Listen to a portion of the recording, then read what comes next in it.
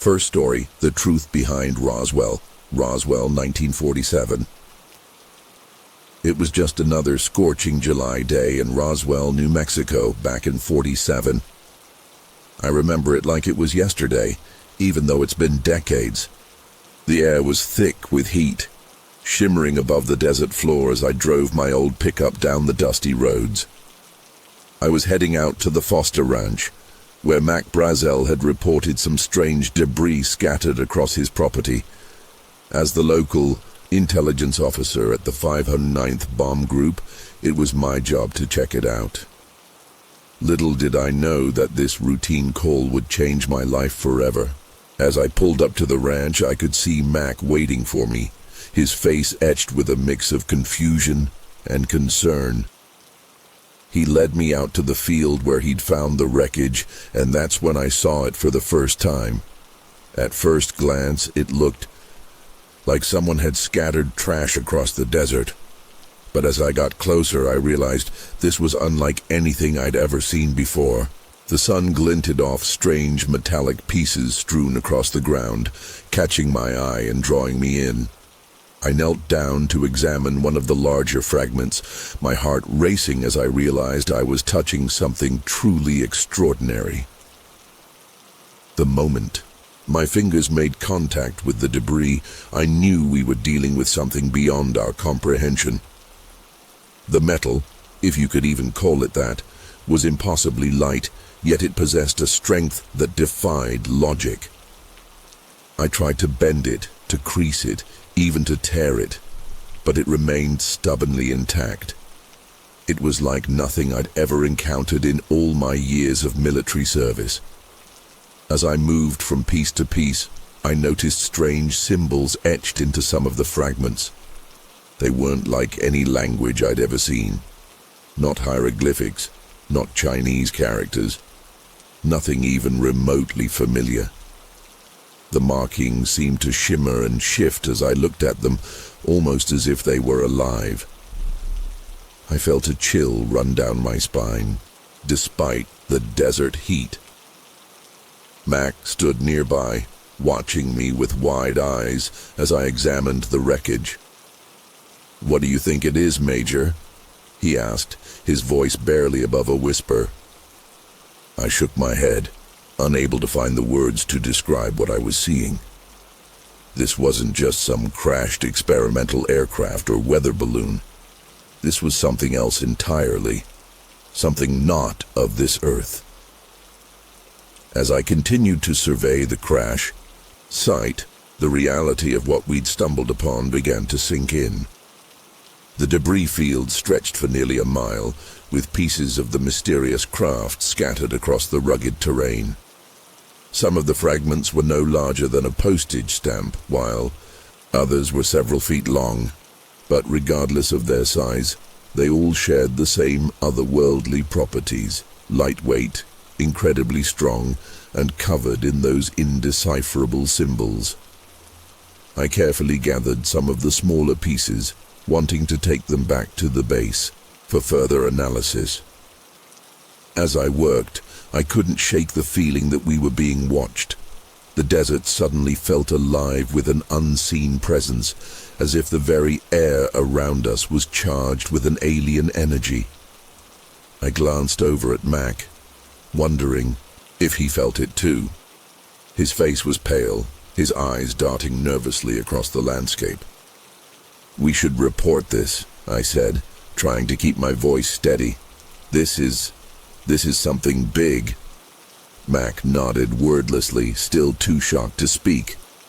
As we prepared to leave the site, I took one last look at the scattered wreckage. Little did I know that this moment would be the beginning of a cover-up that would haunt me for the rest of my life. The drive back to the base was a blur. My mind raced with possibilities, each more incredible than the last.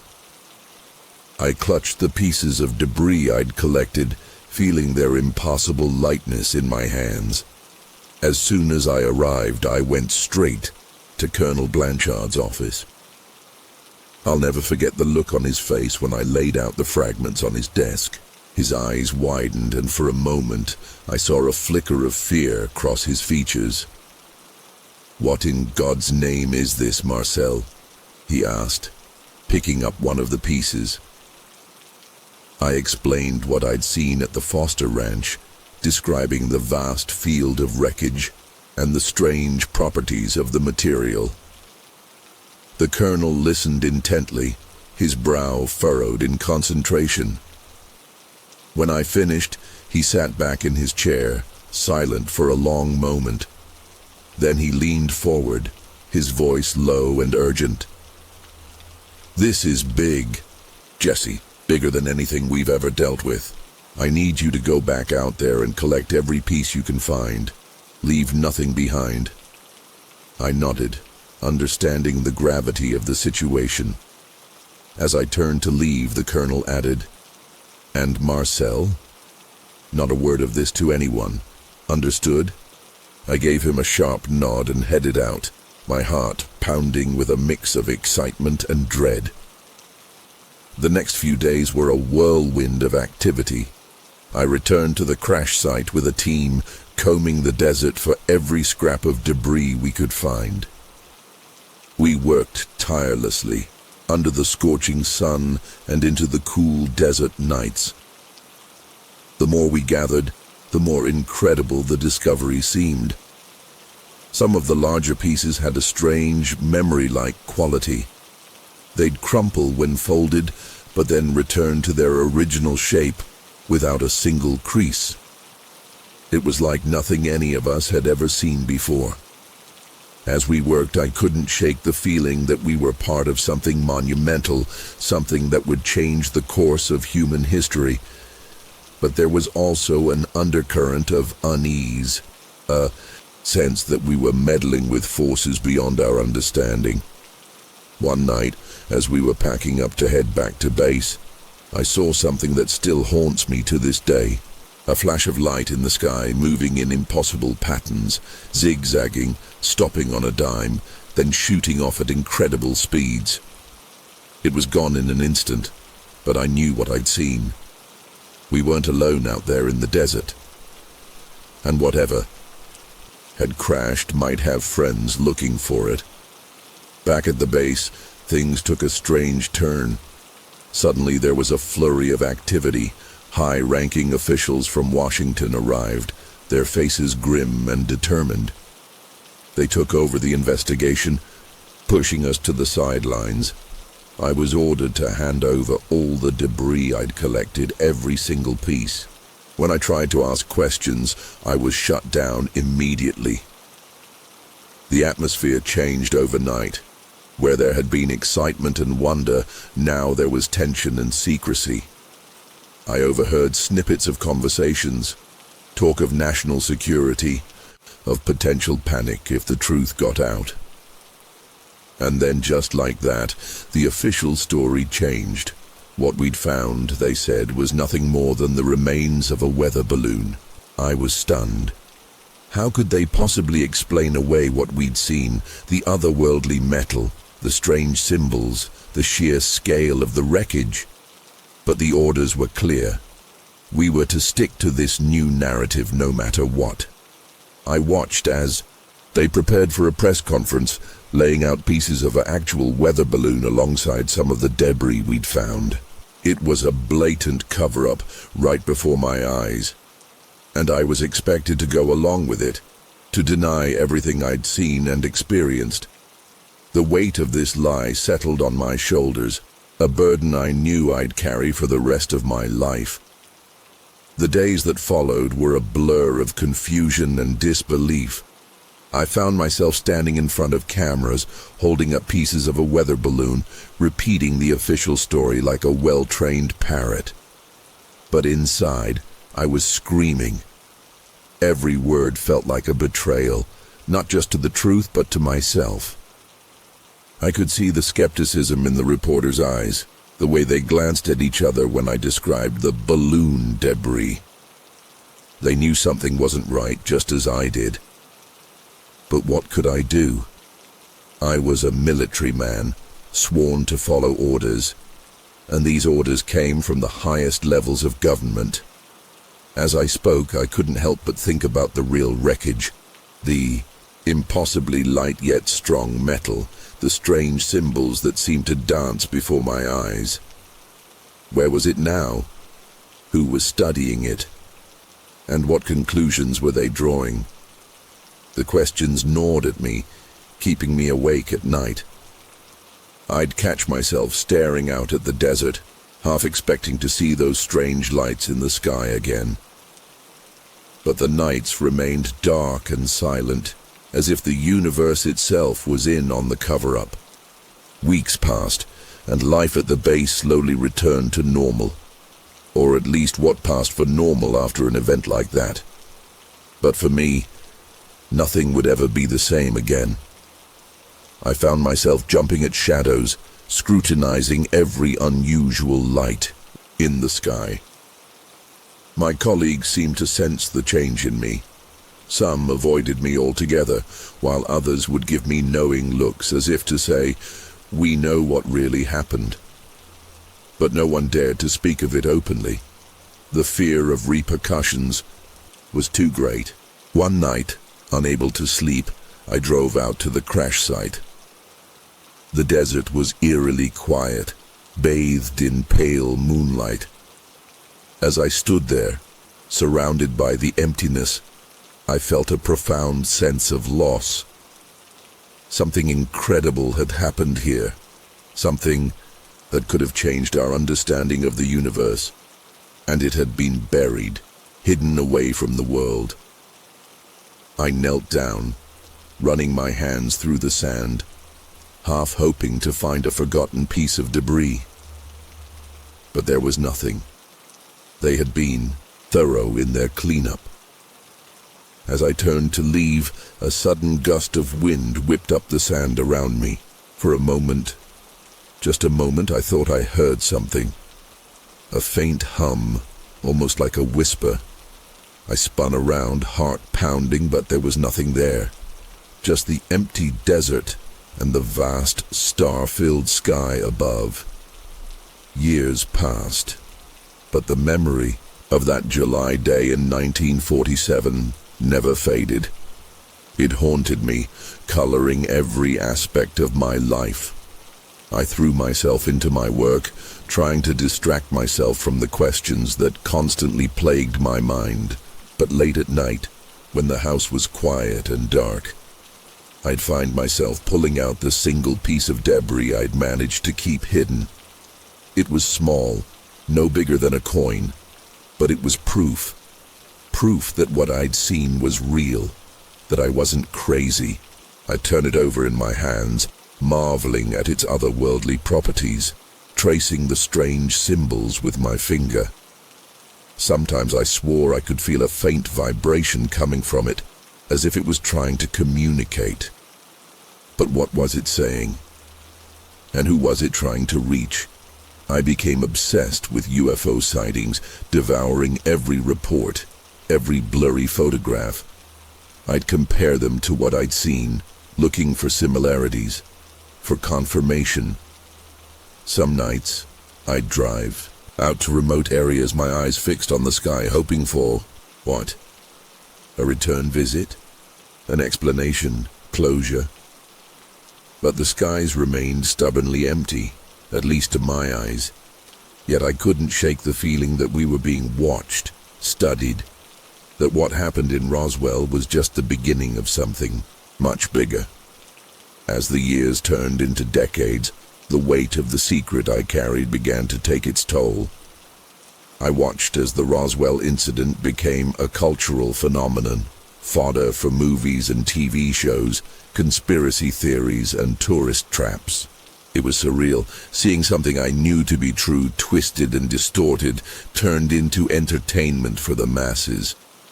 Part of me wanted to shout the truth from the rooftops, to tell the world what I'd seen with my own eyes.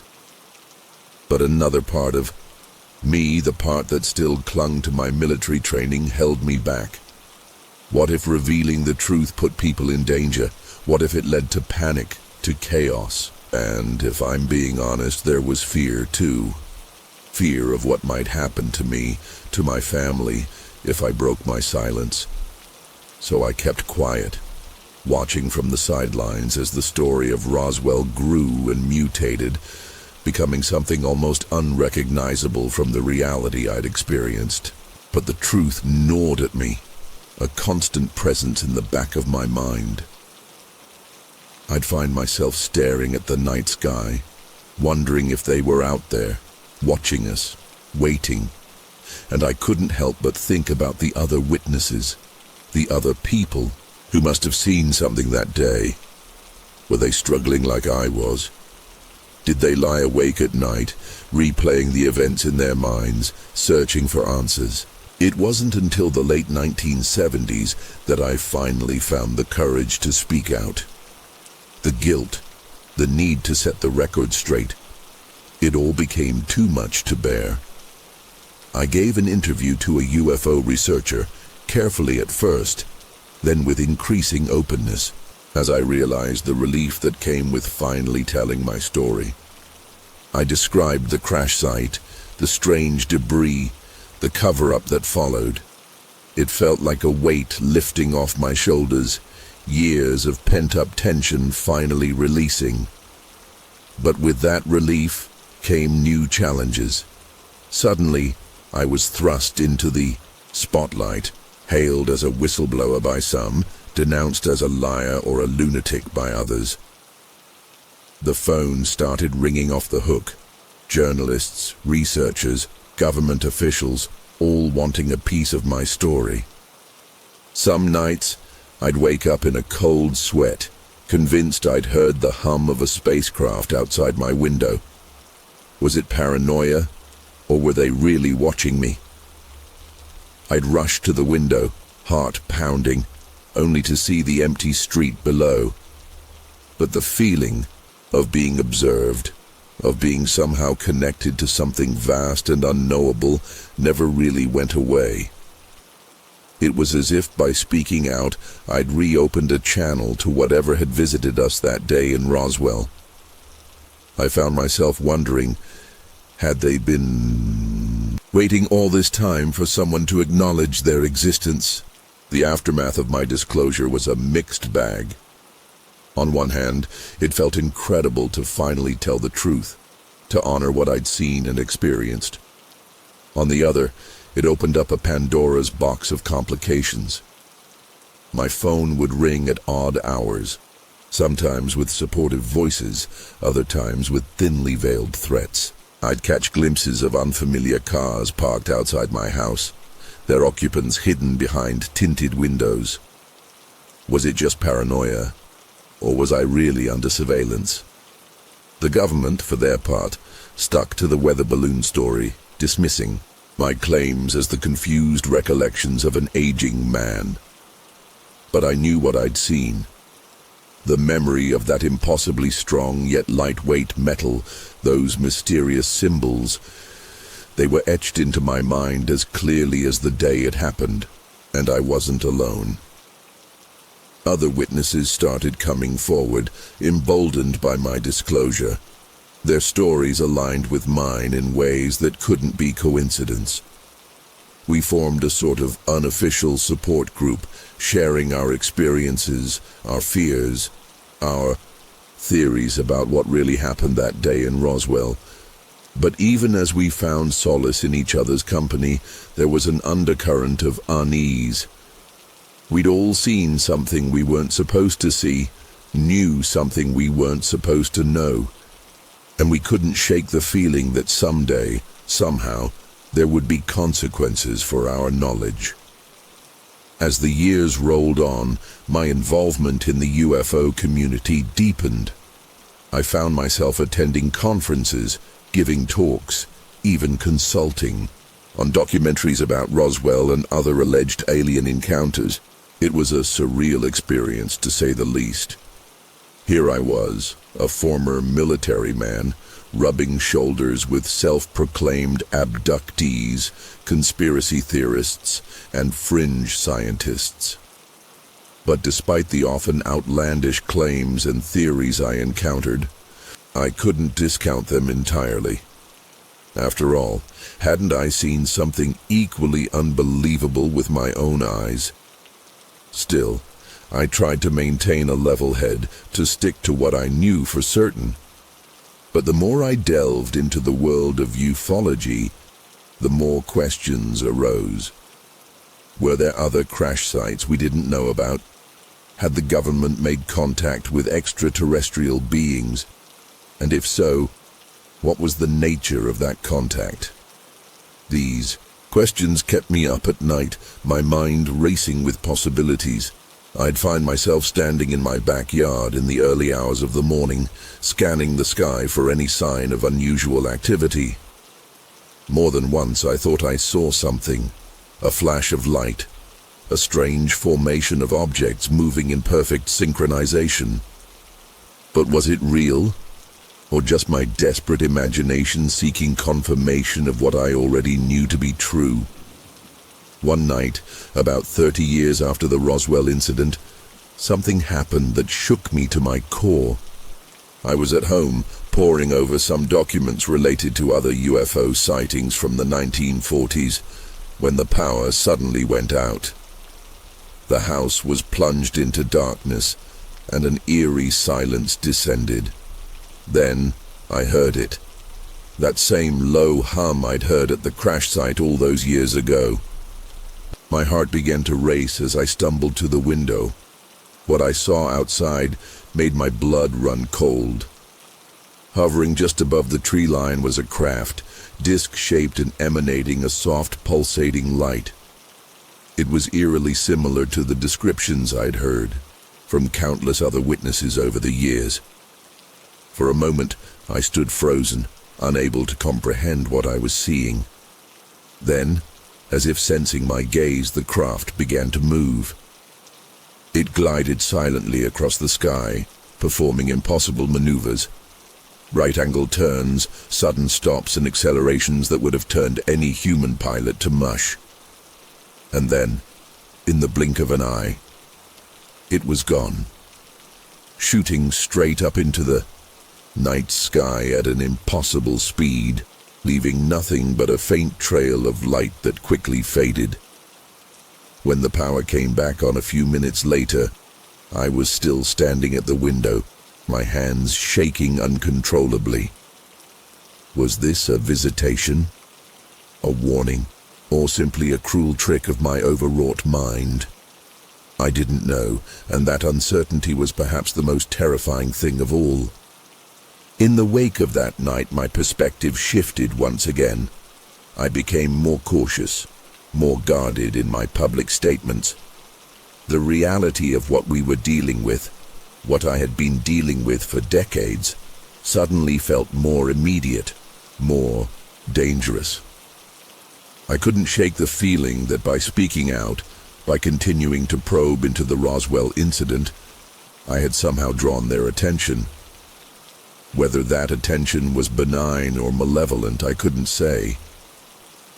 But the incident left me shaken, questioning everything I thought I knew. I began to notice strange occurrences around my home. Electronic devices malfunctioning for no apparent reason, unexplained noises in the night, fleeting shadows glimpsed out of the corner of my eye. Was I under some kind of surveillance? Were they studying me as I had once studied the wreckage of their craft? The parallels were not lost on me, and they filled me with a deep, gnawing dread. I found myself withdrawing from the UFO community, declining invitations to speak at conferences, avoiding interviews. Some interpreted this as a recanting of my story, but nothing could have been further from the truth. If anything, my conviction had only grown stronger. But so too had my fear. I began to understand why the government had been so quick to cover up what had happened in Roswell. The truth wasn't just stranger than fiction.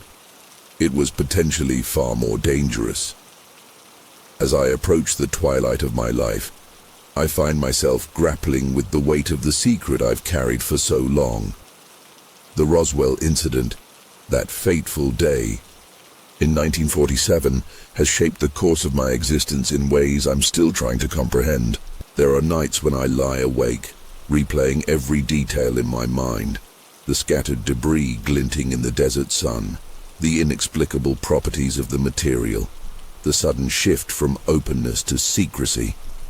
I've spent decades trying to make sense of it all, to fit the pieces together into a coherent narrative.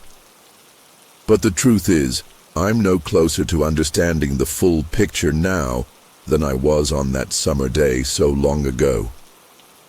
The questions still haunt me. What was the true nature of what crashed in Roswell? Where did it come from?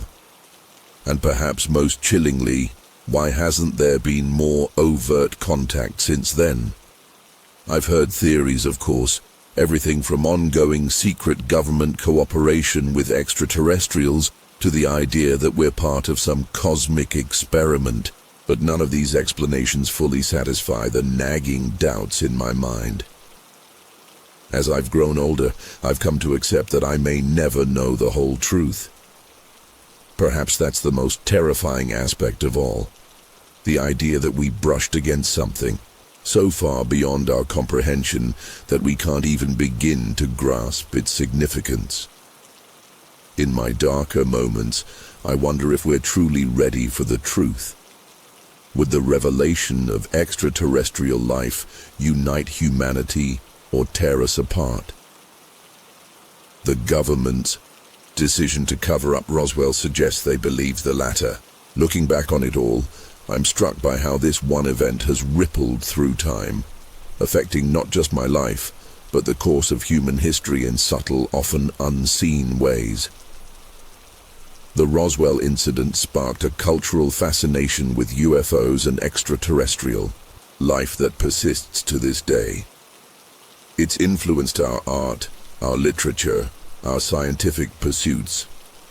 In a way, perhaps that's the true legacy of what happened. Not the physical evidence that was hidden away, but the questions it forced us to ask about our place in the universe. As for me, I've made my peace with the role I've played in this ongoing drama. I've told my truth, even in the face of ridicule and threats. I've carried the burden of knowledge, the weight of a secret too big for one man to bear alone. And while I may not have all the answers, I know what I saw, what I touched, what I experienced. That certainty has been both a comfort and a curse. In my final years, I find myself returning more and more to the memory of that strange metal, the indecipherable symbols, the sense of something vast and unknowable. I think about the vastness of the universe and the likelihood that we are not alone in it. And I wonder, will they return? Will future generations look back on Roswell as the beginning of a new chapter in human history, or as a missed opportunity, a moment of contact that slipped through our fingers? Whatever the case, I know that the truth of what happened in Roswell will outlive me. It's out there, waiting to be discovered, to be understood. And someday, perhaps, we'll be ready for it. As I sit here writing these words, I can't help but feel a sense of both relief and trepidation. Relief at having once again unburdened myself of this story, trepidation at what sharing it might mean. Even now, after all these years, I find myself glancing over my shoulder, half expecting to see men in black suits coming to silence me once and for all. But I'm too old now to be silenced by fear. The truth deserves to be told, to be remembered, to be pondered by future generations. I don't claim to have all the answers. I can't tell you with certainty what crashed in Roswell that day, or why it was covered up so thoroughly. I can only share what I saw, what I experienced, and the impact it has had on my life. I've spent a lifetime grappling with the implications of that day, with the knowledge that we are not alone in this vast universe. It's a knowledge that changes you, that shifts your perspective in ways both profound and unsettling. As I near the end of my journey, I find myself looking to the stars with a mixture of wonder and apprehension.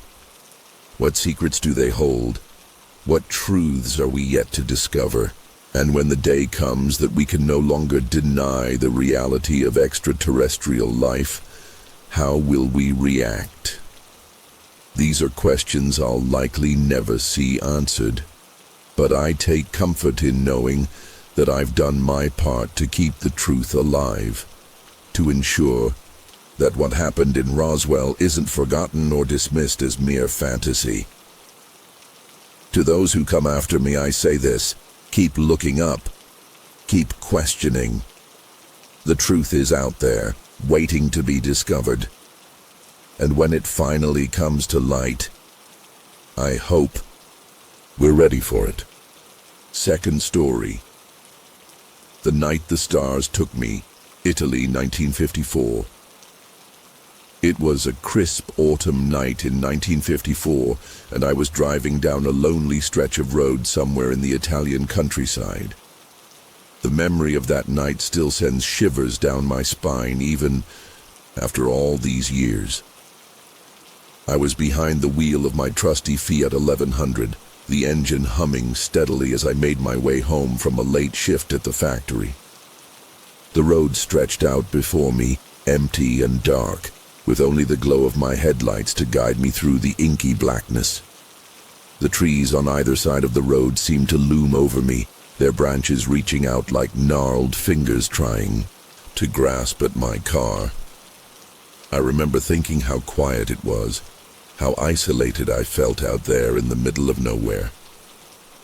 Little did I know that this ordinary drive was about to turn into the most terrifying experience of my life. As I rounded a bend in the road, I noticed something strange in the sky. At first, I thought it was just a bright star, but as I watched, it seemed to grow larger and brighter.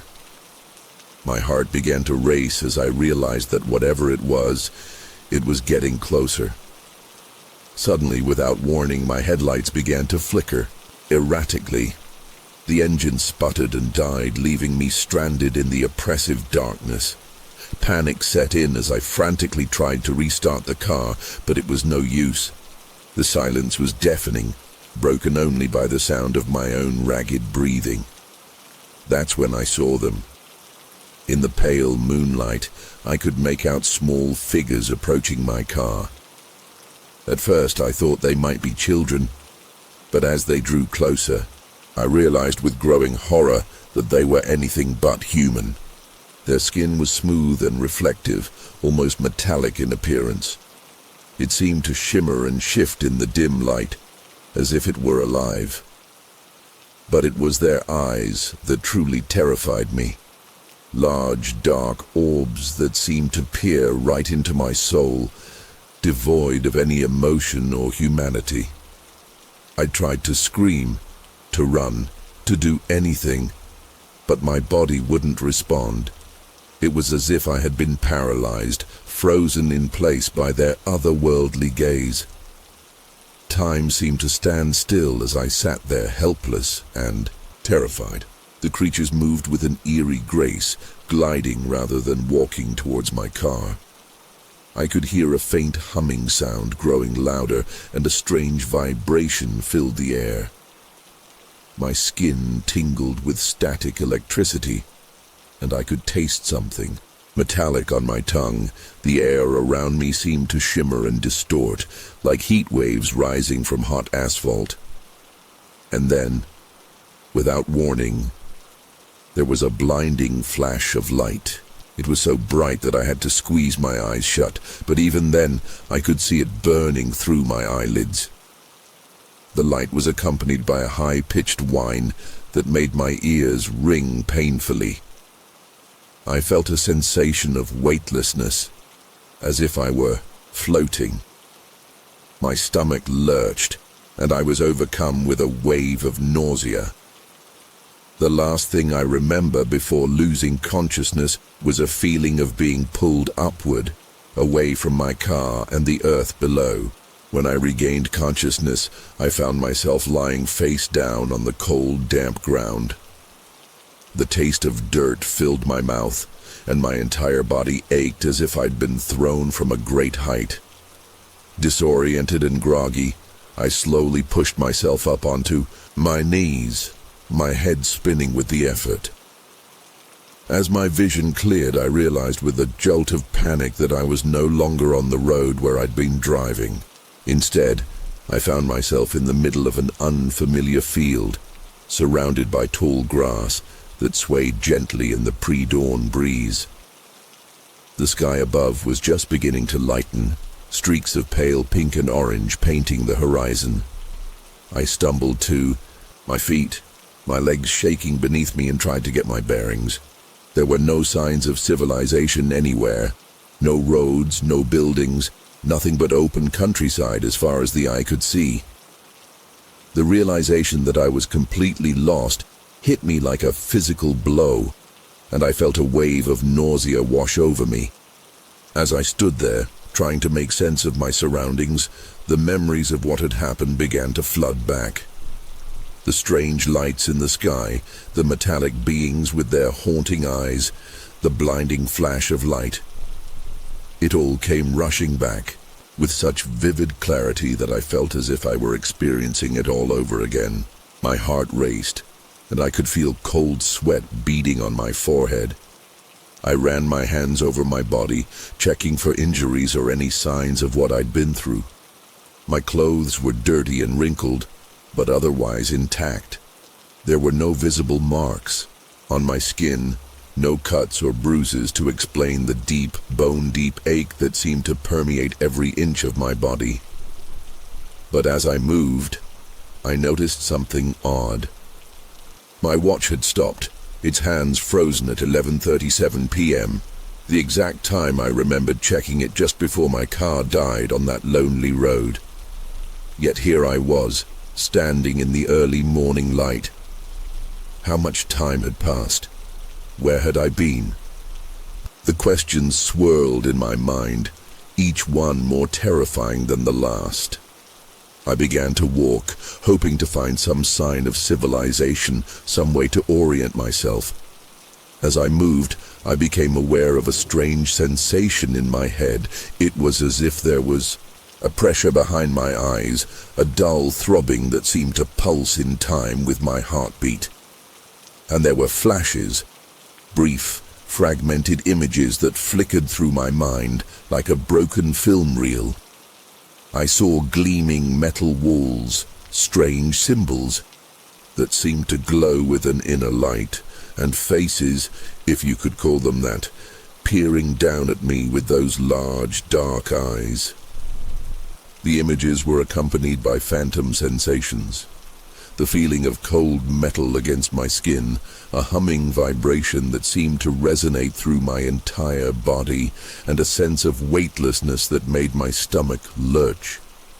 I tried to push these thoughts away, to focus on putting one foot in front of the other, but they persisted, hovering at the edges of my consciousness like half-remembered nightmares. As I walked, I couldn't shake the feeling that I was being watched.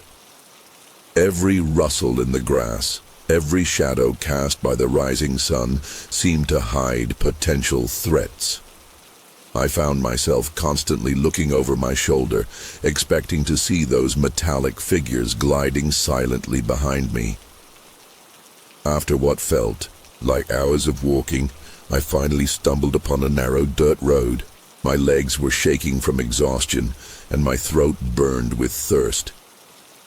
The sun had fully risen by now, beating down on me with relentless intensity. As I followed the road, I tried to piece together what had happened to me.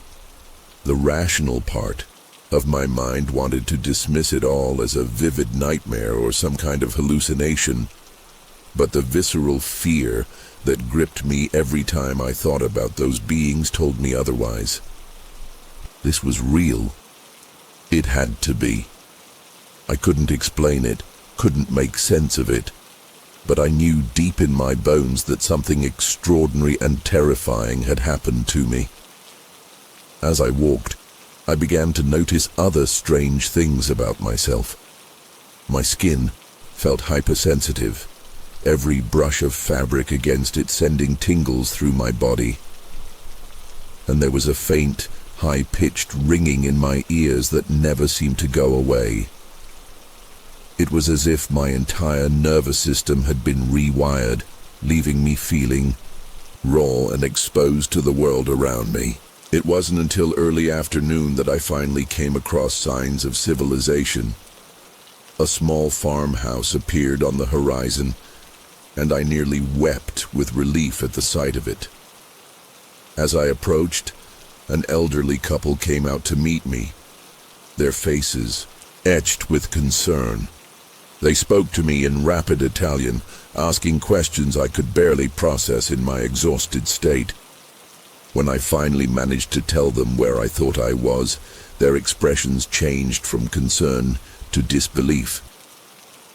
It turned out I was over 200 kilometers from where I'd been driving the night before. How was that possible? How could I have traveled so far in what felt like a blink of an eye? The couple took pity on me, inviting me into their home and offering me water and a chance to rest. As I sat at their kitchen table, gulping down cool water and trying to explain my situation, I caught a glimpse of my reflection in a nearby mirror. I barely recognized the man staring back at me. My hair was disheveled, my eyes wide and haunted. There was a pallor to my skin that made me look ill, and I noticed for the first time a series of small circular marks on the side of my neck that I couldn't explain. The elderly couple called the local authorities, and soon I found myself being questioned by skeptical police officers. I tried to tell them what had happened, about the lights in the sky and the strange beings, but I could see the disbelief in their eyes. They thought I was crazy or drunk or both. How could I blame them? If someone had told me this story just a day ago, I would have thought the same thing. But I knew what I had experienced. I knew it was real, even if I couldn't explain it. The police took me to a nearby hospital for examination, and that's when things got even stranger. The doctors found no obvious signs of injury or trauma, but their tests revealed some anomalies they couldn't explain. My body temperature was several degrees below normal, and there were traces of an unknown substance in my bloodstream. X-rays showed small metallic objects embedded in my sinuses and behind my ears, objects that shouldn't have been there, that I had no memory of. With each new discovery, I felt a growing sense of dread. What had those beings done to me? What was the purpose of all this? The more I tried to remember, the more my head ached, as if there was something inside my mind actively resisting my attempts to recall the details of my experience. In the days that followed, I found myself struggling to adjust back to normal life. The authorities eventually let me go, chalking up my experience to some kind of mental breakdown or fugue state, but I knew better. Every night, I would wake up in a cold sweat, my heart pounding as fragments of memories assaulted my mind. I'd see flashes of sterile metallic rooms, feel phantom sensations of being prodded and examined, and hear echoes of an inhuman language that I could almost, but not quite, understand.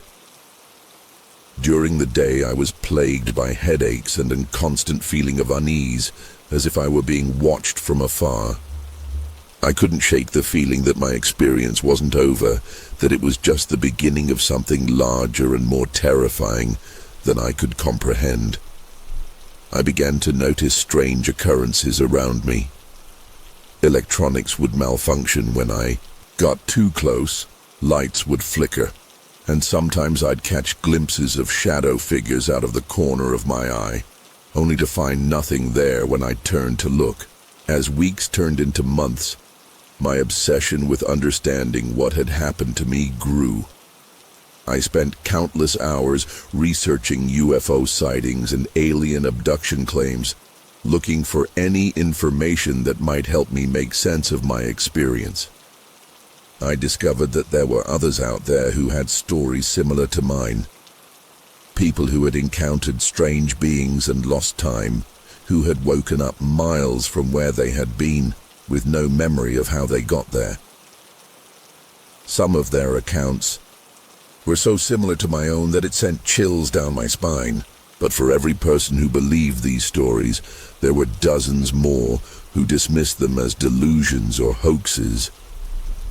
I found myself isolated, unable to talk about what had happened to me for fear of being labeled as crazy. My work suffered, my relationship strained. How could I explain to my friends and family that I had been taken by beings from another world, that I had been examined and altered in ways I couldn't even fully remember or understand? The few times I tried to open up about it, I was met with concerned looks and gentle suggestions that I might need professional help. It was during this time that I began to experience what I can only describe as flashes. Brief moments where I would suddenly find myself somewhere else, witnessing things that seemed impossible. These episodes would last only seconds, but they felt incredibly real. One moment I'd be sitting in my living room, and the next I'd be standing in a vast, otherworldly landscape with multiple moons hanging in an alien sky. Or I'd find myself back in that sterile metallic room, surrounded by those beings with their large dark eyes. Each time I'd snap back to reality with a jolt, my heart racing and my mind reeling. Was I going mad? Were these repressed memories surfacing or something else entirely? I couldn't be sure, and that uncertainty was slowly driving me to the brink. I began to keep a detailed journal of these experiences, hoping that by writing them down, I might find some pattern or meaning in them. But the more I documented, the more confused and frightened I became. There seemed to be no rhyme or reason to these flashes, no way to predict when they would occur or what I would see, and always, there was that lingering sense of being watched, of being part of something much larger and more complex than I could possibly understand. As months turned into years, I found myself irrevocably changed by my experience. The world around me seemed different somehow, as if a veil had been lifted and I could now see things that others couldn't. I became hyper-aware of the night sky, spending hours staring up at the stars, searching for any sign of the beings that had taken me. Every unusual light, every unexplained sound sent my heart racing with a mixture of fear and anticipation. I couldn't shake the feeling that they were still out there watching, waiting, maybe even planning to return for me. This constant state of alertness took its toll on my mental and physical health. I lost weight, developed insomnia, and found it increasingly difficult to concentrate on everyday tasks. My family and friends grew more and more concerned, urging me to seek help, to let go of what they saw as an unhealthy obsession. But how could I explain to them that this wasn't something I could simply forget or move past? It was a part of me now, woven into the very fabric of my being. One night, about 5 years after my abduction, I had the most vivid and terrifying flash yet. I was lying in bed trying to fall asleep when suddenly I found myself back in that metallic room. But this time, it was different. I wasn't paralyzed or confused. I could move, could think clearly, and I could see them, the beings, with a clarity I had never experienced before. They were communicating with each other in that strange, musical language I had heard before, and somehow, impossibly, I could understand them. They were discussing me, discussing humanity. I heard phrases like genetic compatibility and long-term observation that filled me with a deep, primal dread. I tried to speak, to ask them what they wanted from me, from us, but no sound came out. One of them turned to look at me, its large eyes seeming to peer directly into my soul. And then, with a jolt, I was back in my bed, drenched in sweat and shaking uncontrollably. The experience left me rattled to my core. It felt more real, more substantial than any of the flashes I had experienced before. Was it just a vivid nightmare, my subconscious mind trying to make sense of my trauma? Or was it something more? A real communication, a glimpse into the truth of what had happened to me. In the wake of that experience, I made a decision that would change the course of my life. I couldn't keep living in fear, constantly looking over my shoulder and jumping at shadows. I needed answers, even if those answers were terrifying. I began to actively seek out others who had experiences similar to mine. Through online forums and support groups, I connected with a community of people who understood what I was going through. Some had encountered the same metallic beings I had, while others described different types of entities. But we all shared that same sense of having been irrevocably changed by our experiences. For the first time since my abduction, I felt like I wasn't alone. Together we shared our stories, our theories, and our fears. We pored over every detail of our encounters, looking for commonalities and patterns. Some believed we had been chosen for some greater purpose, while others saw us as victims of an invasive, possibly malevolent force. I wasn't sure what to believe, but I knew that in this group at least, I wouldn't be dismissed or called crazy. As I sit here now, decades after that fateful night in 1954, I still don't have all the answers. The beings never returned for me, at least not in any way I can consciously remember.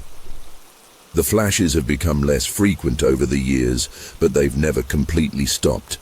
Sometimes I'll catch a glimpse of something in the sky that makes my blood run cold, or I'll wake up in the middle of the night with the unshakable feeling that I'm not alone in my room. The small metallic objects in my sinuses and behind my ears are still there, visible on X-rays, but apparently inert. Doctors have advised against trying to remove them, warning of the risks involved. So they remain, a constant physical reminder of an experience that has shaped the course of my entire life. I've learned to live with the uncertainty, with the knowledge that there are things in this universe far beyond our understanding. Some nights, I still find myself standing outside, staring up at the stars, wondering if they're out there watching me, wondering if they'll ever come back, wondering what it all means. I don't expect anyone to believe my story. Hell, there are still days when I have trouble believing it myself. But I know what I experienced. I know what I saw, what I felt, and I know that I'm not alone. There are others out there like me, living with the aftermath of encounters they can't fully explain or understand. To those people I say this: you're not crazy. Your experiences are real, even if the world isn't ready to accept them. And someday, somehow, we'll find the answers we're looking for. Until then, we keep watching the skies, keep sharing our stories, and keep seeking the truth. Because the truth is out there, even if it's stranger and more terrifying than we could ever imagine. Third story, the William Herman Incident, Charleston, 1978. It was just another ordinary night in Charleston, South Carolina, back in October 1978. I remember it like it was yesterday, even though it's been decades. I was driving home from my late shift at the factory, exhausted and ready to crash into bed. The clock on my dashboard read 2:37 a.m. as I turned onto the quiet street leading to my neighborhood. That's when I first noticed something odd. At first, I thought it was just my tired eyes playing tricks on me, you know. But as I kept driving, I couldn't shake the feeling that something was off. The streetlight seemed to flicker and dim, and there was this eerie stillness in the air. It was like the whole world had suddenly gone quiet, like someone had hit the mute button on reality. I tried to brush it off, tell myself I was just being paranoid. But then I saw it. Up ahead, just above the tree line, there were these lights. Not like any lights I'd ever seen before. They were so bright, so intense, it was like looking directly into the sun. But they weren't just stationary, they were moving. And the way they moved, it was unnatural. Fast, precise, defying everything I knew about how aircraft should behave. I slowed my car to a crawl, my heart starting to race as I watched these lights dance across the sky. They zigged and zagged, stopped on a dime, then shot off at impossible speeds. I remember thinking, this can't be real. This has to be some kind of military test or something. But deep down, I knew. I knew this was something else entirely. I don't know how long I sat there in my car, just staring at those lights. It could have been minutes. It could have been hours. Time seemed to lose all meaning. I was transfixed, unable to look away, even as a part of my brain screamed at me to get the hell out of there. But I couldn't move. I couldn't even blink. And then, just as suddenly as they had appeared, the lights vanished. 1 second they were there, performing their impossible aerial ballet, and the next, nothing. Just the dark, star-filled sky. I sat there for a while longer, trying to process what I'd just seen. My hands were shaking as I gripped the steering wheel, and I realized I was drenched in sweat. Finally, I managed to snap out of it enough to drive the rest of the way home. But as I pulled into my driveway, I couldn't shake the feeling that this wasn't over. That somehow, some way, those lights, whatever they were, would be back. I stumbled into my house, my mind reeling. I didn't even bother to undress, just collapsed onto my bed, fully clothed. I lay there staring at the ceiling, replaying the scene over and over in my head. Every time I closed my eyes, I saw those lights burning themselves into my retinas. Sleep didn't come easy that night, and when it did, it was filled with strange, fragmented dreams of gleaming metal and impossible geometries. The next few days passed in a blur. I went through the motions at work, but my mind was elsewhere. I couldn't stop thinking about what I'd seen. I tried to talk to a couple of co-workers about it, but they just laughed it off. Too much midnight. Oil bill, they'd say, or maybe you should lay off the booze, man. But I knew what I saw. It wasn't a hallucination. It wasn't a trick of the light. It was real, and it was out there. I started doing research, spending hours at the library poring over books on UFOs and unexplained phenomena. I even reached out to a local UFO enthusiast group, hoping to find someone who would take me seriously. But the more I dug, the more frustrated I became. Nothing I read or heard quite matched up with what I'd experienced. And yet, I couldn't let it go. It was like an itch I couldn't scratch, a puzzle I couldn't solve. I started having trouble sleeping, spending more and more time just staring out my window at night, hoping to catch another glimpse of those lights. My friends started to worry, telling me I was becoming obsessed. Maybe they were right. But how could I just forget about something like that? How could I go back to my normal life when I knew there was something else out there? Something beyond our understanding? Little did I know, my encounter with the unknown was far from over. In fact, it was just the beginning of a nightmare that would change my life forever. It was about a week after my initial sighting when things took a turn. For the terrifying, I'd finally managed to fall into a fitful sleep after hours of tossing and turning. The digital clock on my nightstand read 3:14 a.m. when I was jolted awake by a sound I can only describe as a low, pulsating hum. At first I thought it might be a car engine idling outside, but as I became more alert, I realized it was coming from everywhere and nowhere at once. The air itself seemed to vibrate with this otherworldly frequency. I sat up in bed, my heart pounding so hard I could feel it in my throat. That's when I noticed the light. It wasn't coming from outside my window, but from under my bedroom door. A soft, bluish-white glow that shouldn't have been there. My entire body went cold with fear.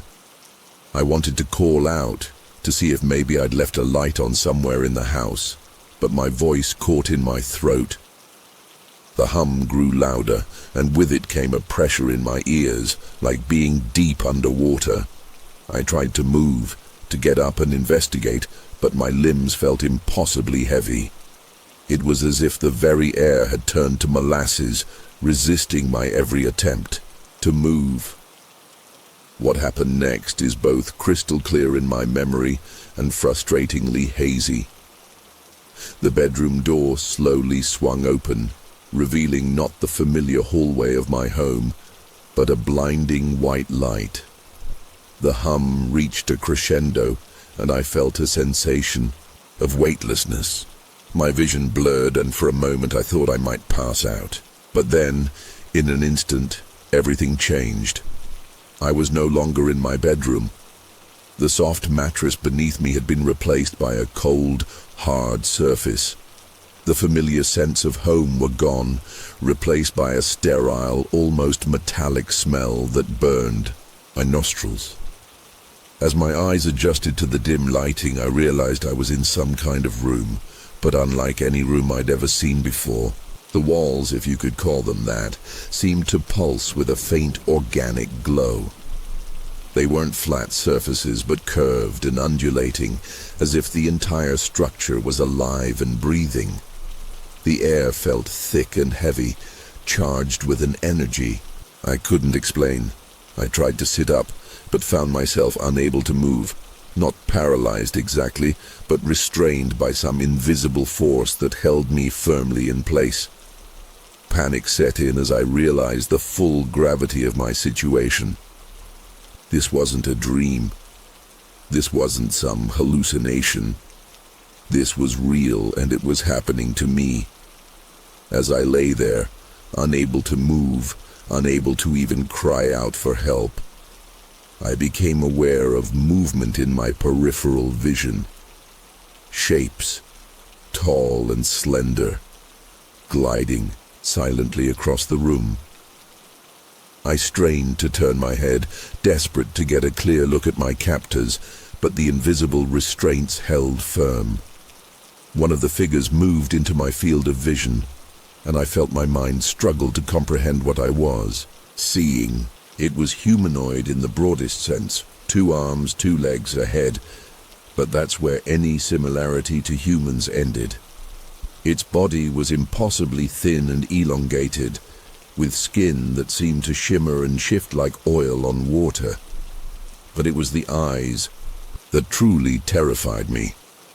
Large, almond-shaped and utterly black, they seemed to bore into my very soul.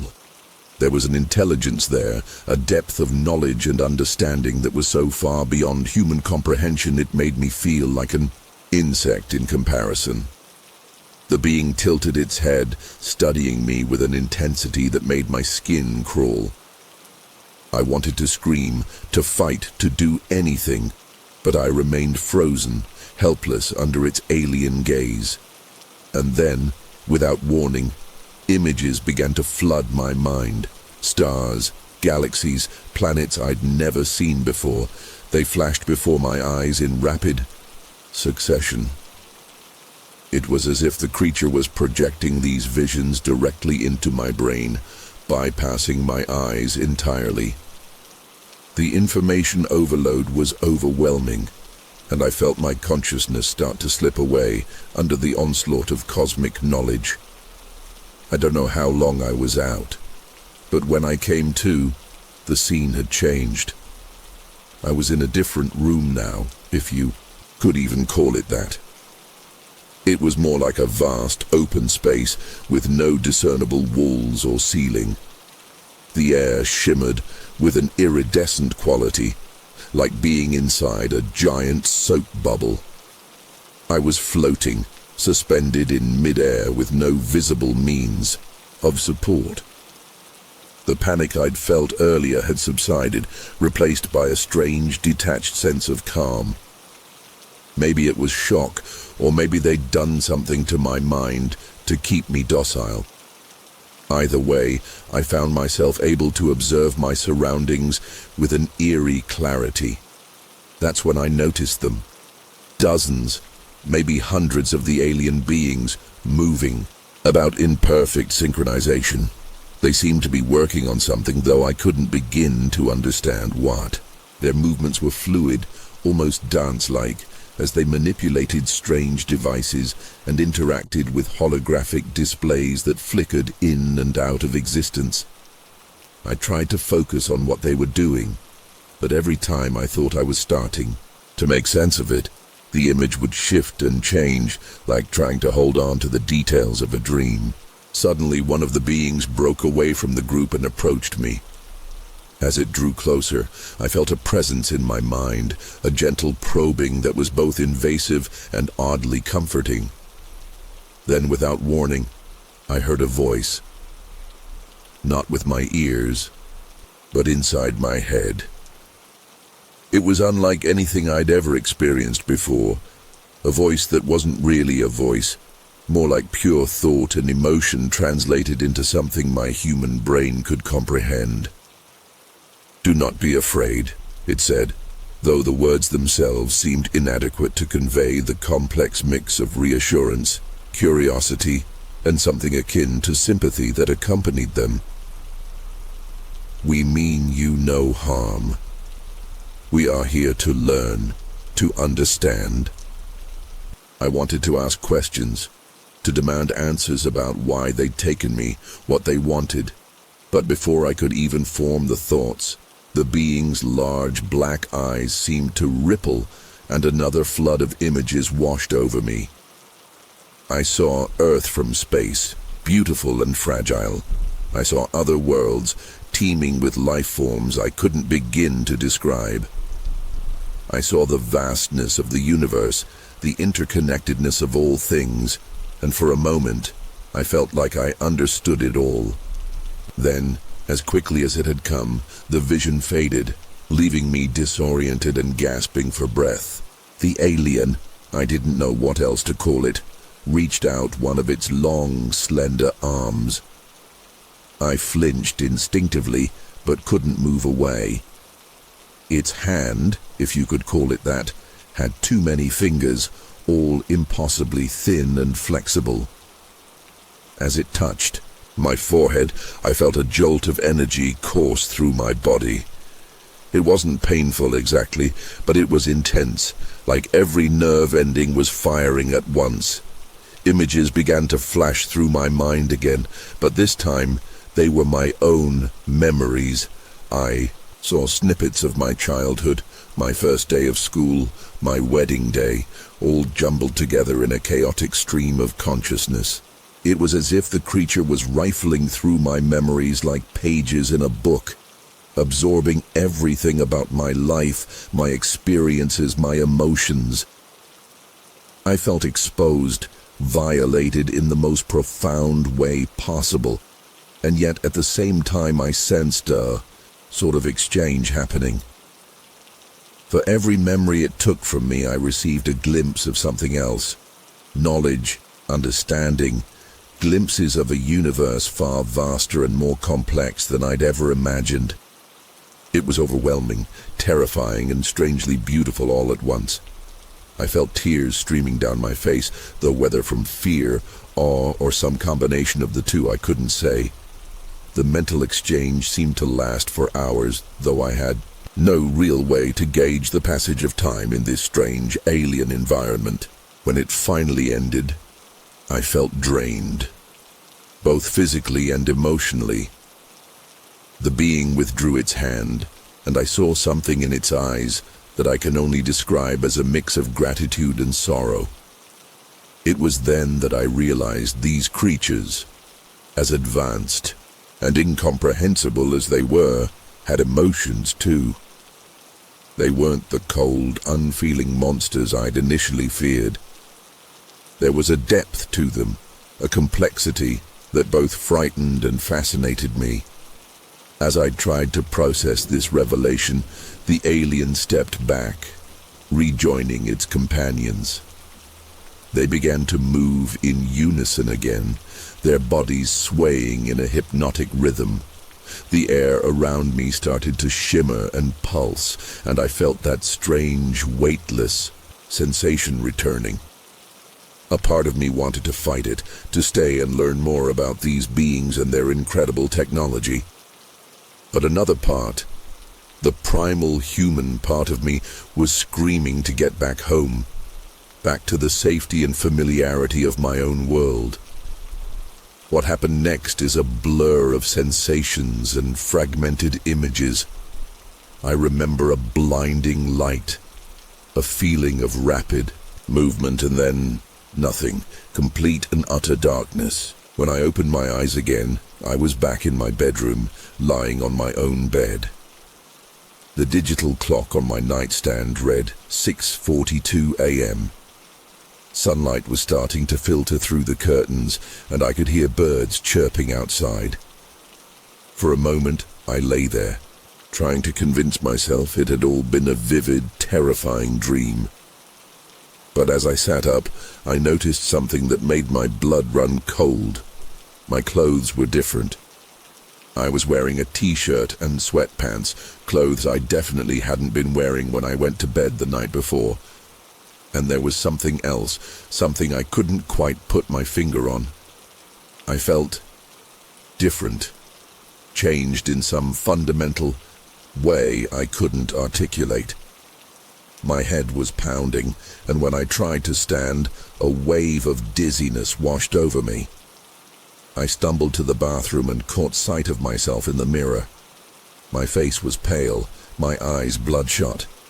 But it was the expression I saw there that really shook me. It was the look of someone who had seen things they couldn't unsee, who had knowledge they could never unlearn. The next few days were a struggle to maintain any semblance of normalcy.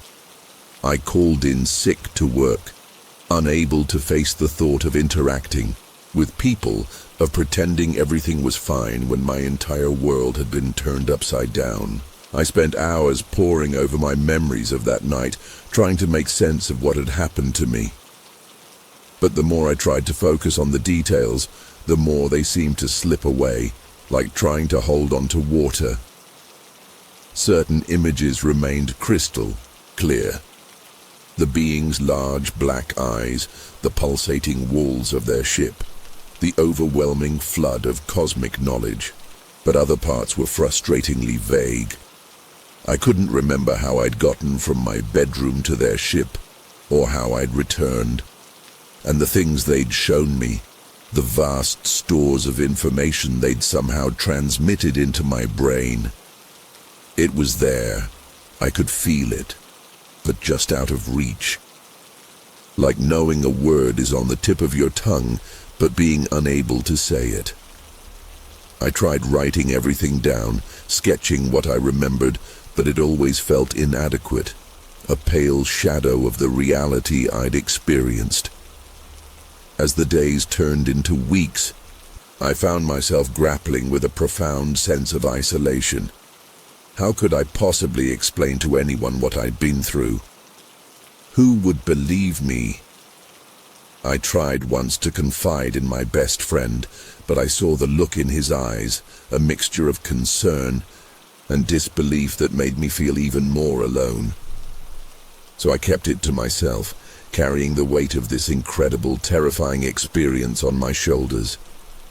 But the isolation wasn't just social. I felt disconnected from the world around me in a way I'd never experienced before. Everyday things that I'd once taken for granted now seemed strange and alien. I'd find myself staring at ordinary objects, a coffee mug, a tree, even my own hands, seeing them with new eyes, understanding their atomic structure, their place in the grand cosmic scheme. It was as if the aliens had pulled back a curtain, showing me the true nature of reality, and now I couldn't unsee it. This newfound perception was both a gift and a curse. On one hand, I felt a sense of wonder at the interconnectedness of all things, a deep appreciation for the complexity of the universe. But on the other, it made relating to other people incredibly difficult. How could I engage in small talk about the weather when I'd seen the birth and death of stars? The nights were the worst. Every time I closed my eyes, I was back there, floating in that shimmering, impossible space, surrounded by beings that defied comprehension. I'd wake up in a cold sweat, my heart racing, the echo of that strange humming sound ringing in my ears. Sleep became a luxury I could rarely afford, and I found myself spending more and more time awake, staring out my window at the night sky. I'd scan the horizon for hours, part of me hoping to see those lights again, another part dreading the possibility. As the weeks turned into months, the memories of my abduction began to take on a dream-like quality. There were moments when I'd question whether it had really happened at all, but then I'd catch a glimpse of something, a flash of light in the sky, a certain pattern of shadows, and it would all come rushing back with vivid intensity. The fear, the awe, the overwhelming sense of smallness in the face of something so vast and unknowable. I started noticing things too, strange coincidences that seemed to follow me wherever I went. Numbers that kept repeating in license plates on billboards, in random conversations I'd overhear. And sometimes, just out of the corner of my eye, I'd swear I saw one of them, tall, slender, with those impossible black eyes. But when I'd turn to look, there'd be nothing there. Was I going crazy? Or were they still watching me, still studying me from afar? About 6 months after my abduction, something happened that shook me to my core. I was at work, trying to focus on some mundane paperwork, when suddenly, without warning, my mind was flooded with images and information. It was like someone had opened a floodgate in my brain, releasing all the knowledge the aliens had imparted to me. For what felt like hours, but was probably only a few minutes, I sat there frozen as equations, star maps, and concepts I couldn't even begin to name flashed through my consciousness. When it finally stopped, I found myself drenched in sweat, my hands shaking uncontrollably. On the paper in front of me, I'd scrawled complex mathematical formulas and diagrams that I didn't understand, but somehow knew were incredibly important. This wasn't the last time it happened either. These episodes, as I came to call them, would occur randomly, leaving me disoriented and exhausted. Sometimes they'd hit me with such force that I'd black out, coming to minutes or even hours later, with no memory of what had happened. But always I'd be left with some tangible evidence, notes, drawings, even once a fully realized blueprint for a device I couldn't even begin to comprehend. I tried to make sense of it all, to find some pattern or purpose to these bursts of alien knowledge, but it was like trying to decipher a language I'd never learned. As the years passed, I learned to live with the aftermath of my abduction. The episodes became less frequent, though they never stopped entirely. I developed coping mechanisms, ways to ground myself in reality when the memories or the alien knowledge threatened to overwhelm me. But the experience had fundamentally changed me in ways I'm still trying to understand. I see the world differently now, aware of layers of reality that most people never even consider. Sometimes it's beautiful, like being able to see the complex dance of subatomic particles in a beam of sunlight. Other times, it's terrifying, like knowing just how fragile our existence is in the vast, uncaring universe. I've never been able to fully explain what happened to me that night. The few times I've tried to share my story, I've been met with skepticism at best, ridicule at worst. So I've learned to keep it to myself, to carry this incredible, impossible secret. But I know what I experienced was real. The memories may have faded, the details may have blurred, but the core truth remains. We are not alone in the universe, and the reality we perceive is just a tiny fraction of what's really out there. I don't know why they chose me, or what the purpose of their visit was. Were they merely curious observers, studying us like we might study ants in a colony? Or was there some greater purpose to their interactions with humanity? I may never know the answers to these questions, but I do know that my encounter changed me forever. It opened my eyes to possibilities I never could have imagined before. And while it's been a struggle to reconcile what I experienced with the everyday world around me, I wouldn't change it, because now I know with absolute certainty that there's so much more to our existence than what we can see or touch. The universe is vaster, stranger, and more wonderful than most people could ever imagine. And somewhere out there, among the stars, they're watching, waiting. Maybe someday they'll return, and if they do, I'll be ready.